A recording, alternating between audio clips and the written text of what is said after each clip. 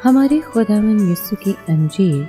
مقدس لوکا کے مطابق اس کا پہلا باب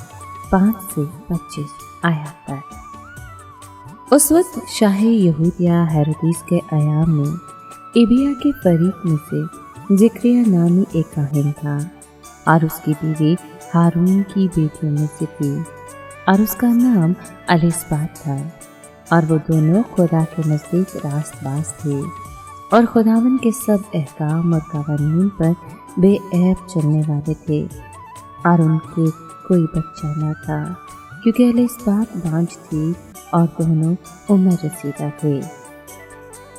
اور ایسا ہوا کہ جب وہ خدا کے حضور میں اپنے فریق کی باری پر فرائض کہانت ادا کرتا تھا، تو کہانت کے دستور پر اس کا پورا نکلا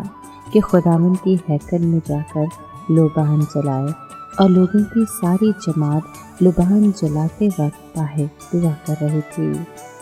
تب اس کو خداوند کا فرشتہ لوبان کی قربان گاہ کے داہنی طرف کھڑا دکھائی دیا، اور زکریا دیکھ کر گھبرایا اور اس پر دہشت چھا گئی، مگر فرشتے نے اس سے کہا کہ اے زکریا نہ ڈر، کیونکہ تیری دعا سنی گئی ہے، اور تیری بیوی الیسبات کے تیرے لیے بیٹا ہوگا،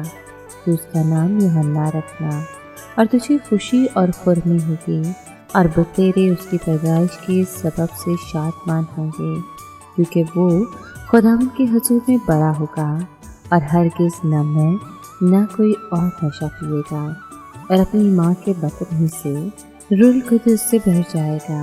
اور بنی اسرائیل میں سے اکثروں کو خداوند ان کے خدا کی طرف رجوع کرائے گا، اور وہ اس کے آگے آگے الیاس کی سی روح اور قوت میں چلے گا، کہ والدوں کے دل اولاد کی طرف اور سرکشوں کو راست بازوں کی دانائی کی طرف مائل کرے، اور خداوند کے لیے ایک مستعد قوم تیار کرے۔ اور زکریا نے فرشتے سے کہا،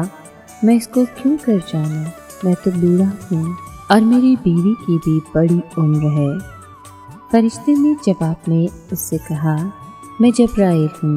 جو خدا کے حضور کھڑا رہتا ہوں، اور مجھے اس لیے بھیجا گیا ہے کہ تجھ سے کلام کروں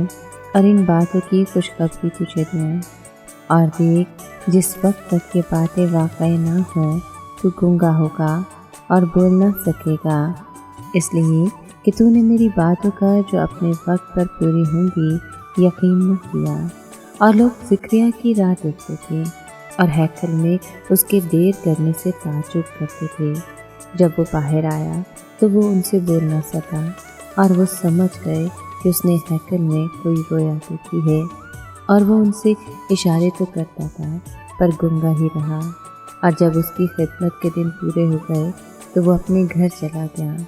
اور ان دنوں کے بعد اس کی بیوی الیسبات حاملہ ہوئی، اور وہ 5 مہینے تک یوں کہہ کر چھپتی رہی کہ یوں خداوند نے میرے لیے کیا ہے،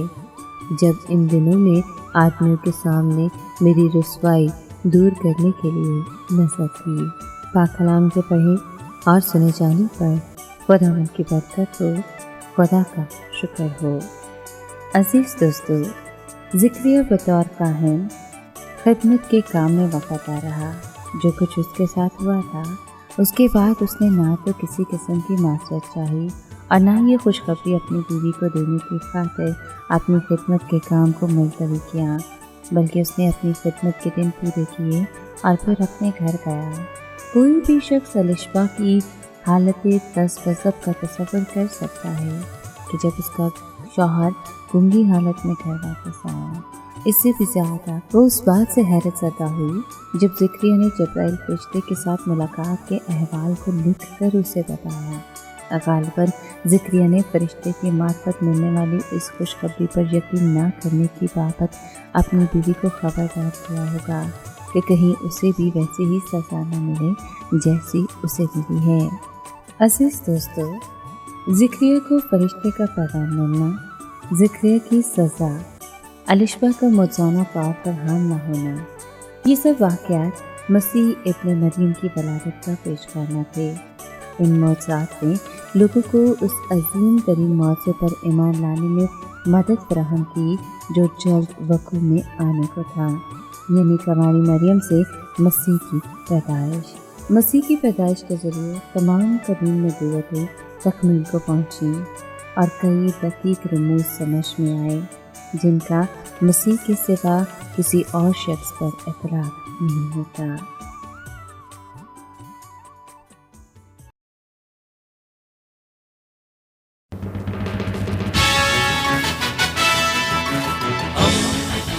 دوستی کا پیمبر، ریڈیو ویریتاس ایشیا۔